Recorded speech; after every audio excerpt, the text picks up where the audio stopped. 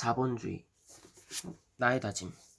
첫 번째, 2030년까지 자산 10억 만들 수 있다.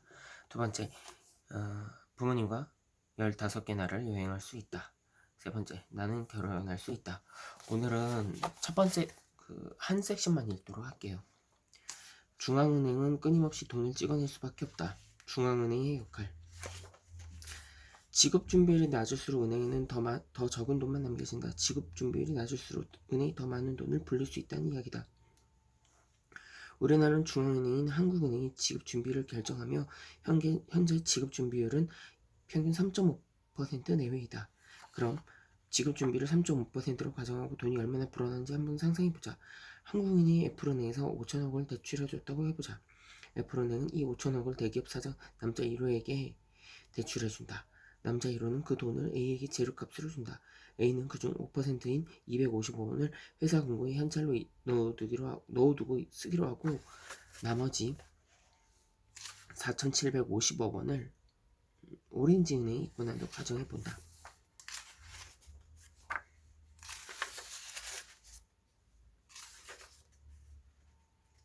진짜 많네요.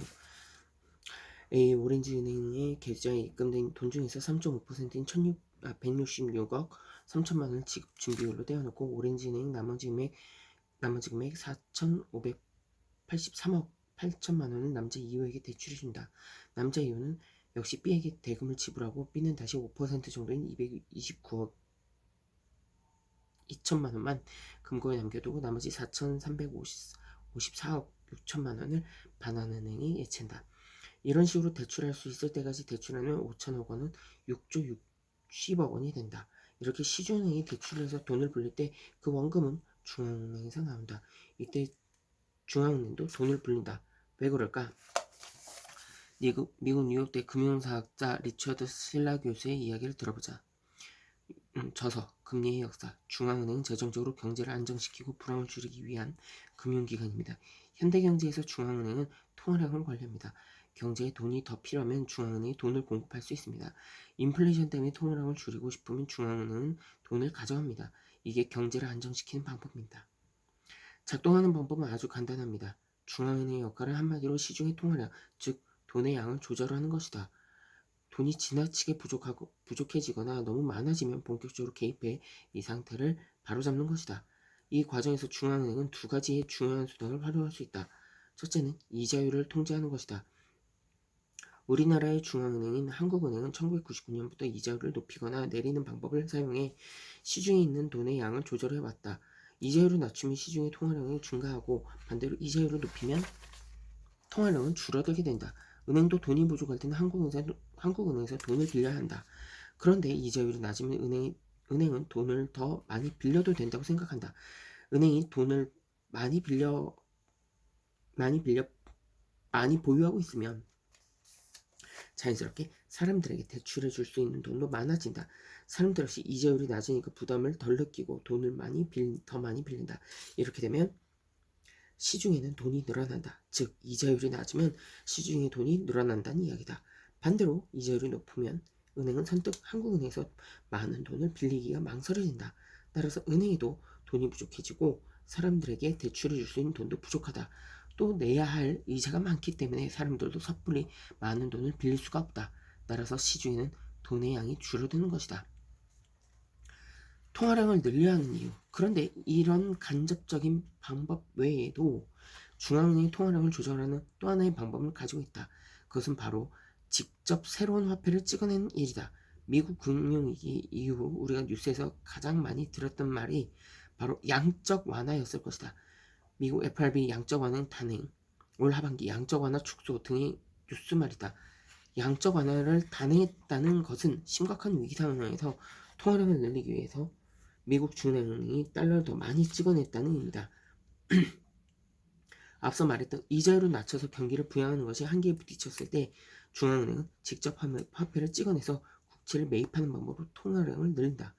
왜 이런 상황이 발생하는 것일까? 보다 쉽게 이해하기 위해 예를 하나 들어보겠다. 엄마는 아이에게 한 달에 3만 원의 용돈을 준다. 그러면 아이가 하루 쓸 수 있는 돈은 1,000원이다. 그런데 아이는 어느 날에는 1,200원, 어느 날에는 1,500원 쓰고 냈다. 이대로 가다가는 한 달에 3만 원의 용돈이 얼마 가지 않아 바닥이 날 지경이다. 그래서 엄마는 아이에게 말했다. 이제부터 꼭 하루에 1,000원만 써야 해. 그 이상은 안 된다라고 말했다. 바로 중앙은행인 엄마가 하루 1,000원이라는 금리 제한을 두어 통화량을 억제하려고 한 것이다.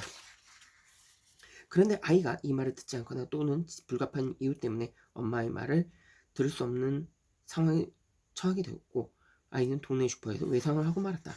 그 비용을 따져보니 한 달에 쓴 돈이 35,000원. 결국 엄마는 자신의 집에서 5,000원을 더 꺼내 아이에게 줄 수밖에 없는 상황이다. 이렇게 중앙은행인 엄마는 하루 1,000원이라는 금리를 통한 통화량 조절을 실패하자 3만 원 이외에 또 다른 돈 5,000원을 가져오는 양적 완화 정책을 쓸 수밖에 없는 상황이 되고만 한 것이다. 중앙은행이 이렇게 통화량을 조절하기 위해 돈을 찍어낸다고 말했지만 사실 중앙은행이 계속 돈을 찍어낼 수밖에 없는 이유는 따로 있다. 그것은 바로 이자 때문이다. 은행 시스템에는 이자가 없다.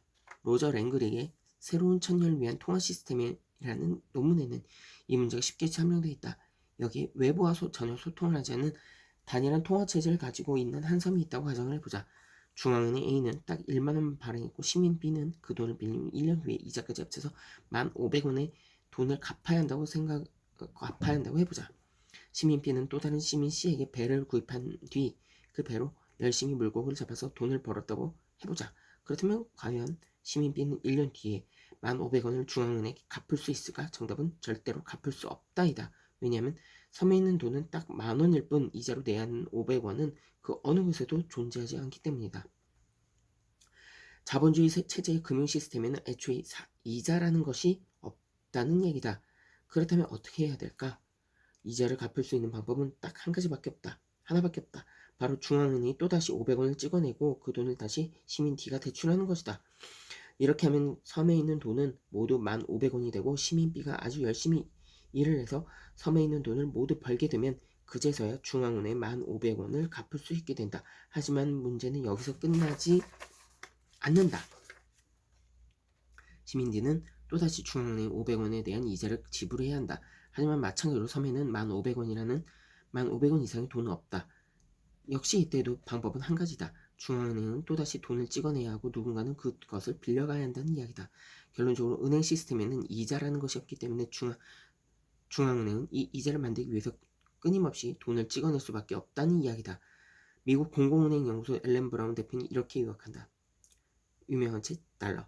이자와 과거의 대출을 갚는 유일한 방법은 더 많은 대출을 주는 것입니다.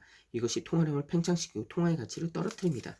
결국 중앙은행은 시중의 통화량을 조절한다는 의무를 가지고 있지만 통화량이 늘어나는 속도를 늦출 수 있는지는 몰라도 자본주의 시스템 때문에 스스로 화폐를 찍어내면서 통화량이 늘릴 수밖에 없다는 얘기다. 이렇듯 중앙은행도 자본주의 시스템 안에서 지속적으로 돈의 양을 늘리면서 인플레이션에 기여를 하고 있다는 셈이다. 돈을 이 원화의 가치는 계속 전 세계적으로 떨어지고 있는 것 같아요. 그래서 돈을 적당히 찍어내냐 많이 찍어내냐에 따라서 달라지는 것 같은데 어렵습니다. 이번 책은. 근데 확실하게 제가 결심이 서는 건 그거 같아요. 투자를 해야 된다라는 거죠. 투자는 변함없이 계속 할 거고요. 앞으로도 이 부분에 대한 책은 읽도록 하겠습니다. 내일이면 다시 일상으로 돌아오고 출근도 해야 되는데 열심히 하도록 하겠습니다. 그럼 내일 또 책 읽겠습니다. 내일 만나요. 안녕.